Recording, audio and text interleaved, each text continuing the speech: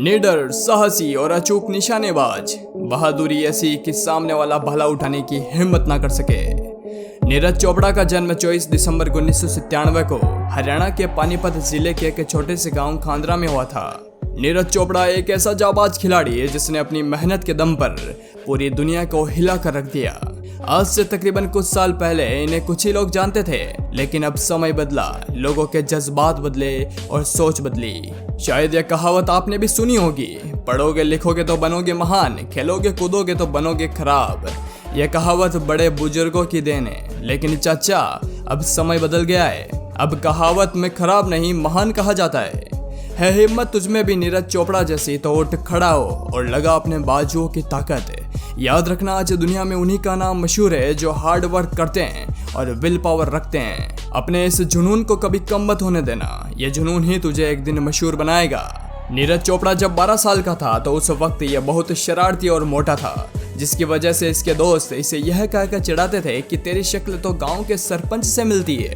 इस वजह से नीरज रोज 24 किलोमीटर साइकिल चलाकर अपना वजन कम करने लगा और साथ ही जिम जाना भी शुरू किया। जिम जाने के दौरान ही उसे स्पोर्ट्स के बारे में पता चला, जिसके बाद स्पोर्ट्स अथॉरिटी ऑफ इंडिया में उसने दाखिला लिया।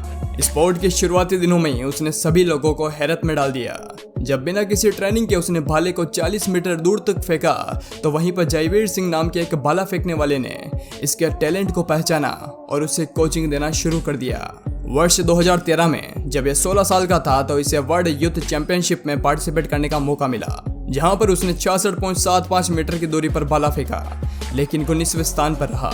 बस यही बात नीरज को सही नहीं लगी, क्योंकि उसे पहली रैंक हासिल करनी थी, उसे गोल्ड मेडल जीतना था। वो फिर से अपनी प्रैक्टिस में लग गया और 2 साल बाद 2015 में चीन के हुआन में हुए एशियन चैंपियनशिप में इसने 70.50 मीटर की दूरी पर भाला फेंका, लेकिन इस बार वो 90वें स्थान पर रहा। वो फिर से अपनी तैयारी में लग गया। उसने अपनी किसी भी जीत पर जश्न नहीं मनाया, क्योंकि उसके दिमाग में बस पहला स्थान ही चल रहा था। उसने और मेहनत की और अपने आप को और बेहतर बनाने में लग गया, जिसके बाद वर्ष 2016 में वियतनाम में हुए एशियन जूनियर चैंपियनशिप में 77.50 मीटर की दूरी पर भाला फेंककर सिल्वर मेडल अपने नाम कर लिया।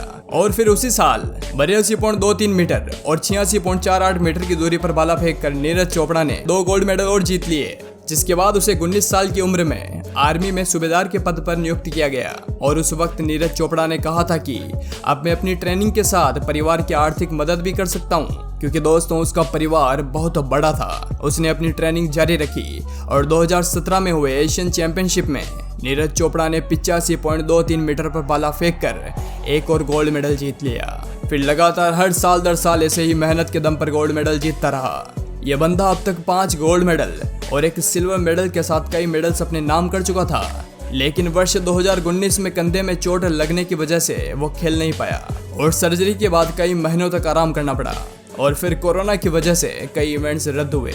लेकिन 2 साल बाद यह बंदा फिर उठ खड़ा हुआ और इसी साल 7 अगस्त 2021 के टोक्यो ओलंपिक्स में 87.58 मीटर की दूरी पर भाला फेंककर गोल्ड मेडल भारत के नाम कर दिया।